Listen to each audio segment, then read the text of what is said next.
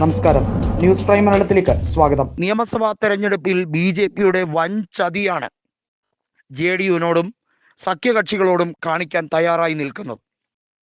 BJP സ്ഥാനാർത്ഥികൾ 101 ബീഹാറിൽ മത്സരിക്കുന്നതെങ്കിലും വളരെ വ്യക്തമായ അജണ്ട BJPക്കുണ്ട്. 80 അതിൽ കൂടുതൽ സീറ്റ് BJP നേടുകയും മറ്റുള്ള എല്ലാ പാർട്ടികളും കൂടിപ്പോയാൽ 50 അതിൽ കൂടുതൽ ഐക്യജനതാദളും ചിരാഗ് പാസ്വാന്റെ പാർട്ടിയും ഒന്നും നേടരുത് എന്ന ദുഷ്ടവിചാരത്തോടെ മാത്രം ചിന്തിക്കുന്ന രീതിയാണ് ഇപ്പോൾ എടുത്തിരിക്കുന്നത്. അമിത്ഷാ ഉൾപ്പെടെയുള്ള കേന്ദ്രമന്ത്രിമാർ ബീഹാറിൽ തമ്പടിച്ച് പ്രചരണം കൊഴുപ്പിക്കാൻ ശ്രമിക്കുമ്പോൾ ലാലു പ്രസാദ് ഒരു കാര്യം മാത്രമാണ് ഫോക്കസ് ചെയ്യുന്നത്. എതിർക്കുന്നവരെ ജയിലിൽ അടയ്ക്കുന്ന ഈ സ്വഭാവം, സുപ്രീം കോടതിയെ വരെ കൊച്ചാക്കി കളയുന്ന, സുപ്രീം കോടതിയെ ചോദ്യം ചെയ്യുന്ന, ഷൂസ് എറിയുന്ന സംഘപരിവാറിൻ്റെ അജണ്ടകളെ പൊളിച്ചെടുക്കാൻ നിങ്ങൾക്ക് കിട്ടിയ ഒരു അവസരമാണ്. വോട്ടർ പട്ടികയിൽ നിന്നും പുറത്താകാത്ത, ഇനിയും നേർബുദ്ധിയോടെ ചിന്തിക്കാൻ കഴിയുന്ന പ്രബുദ്ധരായ വോട്ടർമാർക്ക് കൃത്യമായ ഒരവസരം വന്നിരിക്കുകയാണെന്നും ഈ അവസരം 5 കൊല്ലത്തേക്കാണ് എന്നുള്ളത് വീണ്ടും വീണ്ടും അടിവരയിട്ട് പറഞ്ഞുകൊണ്ടാണ് ലാലുവിൻ്റെ ഓരോ പ്രസംഗവും.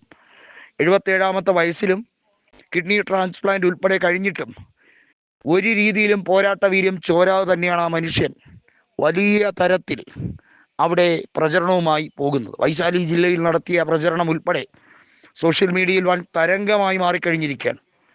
മോദി ആയാ ഹേ ഗയാ ഹേ എന്ന് പറയുന്ന ലാലുവിൻ്റെ തഗ് മാസ് റിപ്ലൈ, മേരെ ഭായി ഓർ ബഹനോ എന്ന് പറഞ്ഞ് ഇന്ത്യക്കാരെ മുഴുവൻ കൊള്ളയടിക്കുന്ന നരേന്ദ്രമോദിയുടെ ജൽപ്പനങ്ങളെ തുറന്നു കാണിച്ചുകൊണ്ട് കൃത്യമായി അദ്ദേഹത്തിൻ്റെ ഭാഷാ ശൈലിയിൽ ഉൾപ്പെടെ ഉള്ള കാപട്യത്തെ തുറന്നു കാണിക്കാൻ ഈ മനുഷ്യൻ എല്ലാ രീതിയിലും ശ്രമിക്കുന്നത് എടുത്തു പറയേണ്ട ഒരു കാര്യം തന്നെയാണ്. ലാലു പ്രസാദിനെ തെരഞ്ഞെടുപ്പിൽ മത്സരിക്കാൻ അയോഗ്യതയാക്കിയതുൾപ്പെടെ ആ കുടുംബത്തിനെ മുഴുവൻ ഇത് ബാധിക്കാൻ പോകുന്നതേ ഉള്ളൂവെന്നും ഇനി പലരും RJD ടിക്കറ്റിൽ മത്സരിക്കാൻ പോലും കഴിയില്ല, ലാലു പ്രസാദിൻ്റെ കുടുംബം മുഴുവൻ ജയിലിലേക്ക് പോകുമെന്ന് രാജീവ് പ്രതാപ് റൂഡിയും രവിശങ്കർ പ്രസാദും ഗിരിരാജ് സിംഗുമൊക്കെ ഏതർത്ഥത്തിലാണ് പറയുന്നത് എന്ന് വളരെ വ്യക്തമായി തന്നെ ലാലു പ്രസാദ് യാദവ് പറയുന്നുണ്ട്. നിങ്ങൾ വിചാരിച്ചാലൊന്നും അങ്ങനെ ജയിലിൽ കാലാകാലങ്ങളോളം ഞങ്ങളെ ഇട്ടുകളയാൻ കഴിയില്ല. ഞങ്ങൾ ചെയ്ത തെറ്റെന്താണ്? മതേതര വിശ്വാസത്തെ ഊട്ടിയുറപ്പിക്കാൻ ഞങ്ങൾ നടത്തിയ പോരാട്ടങ്ങൾ തീർച്ചയായും ബീഹാറിൻ്റെ മണ്ണിൽ വേരോടും എന്നുള്ളതിന് സംശയമൊന്നുമില്ല. യാദവ മുസ്ലിം ബെൽറ്റുകളിലേക്കുള്ള വോട്ട് ഷെയർ അത് ക്രമേണ വർദ്ധിച്ചിരിക്കുന്നു എന്ന് തന്നെയാണ് അവിടെയുള്ള ഇലക്ഷൻ സർവേകളിൽ നിന്നും വ്യക്തമാകുന്നത്.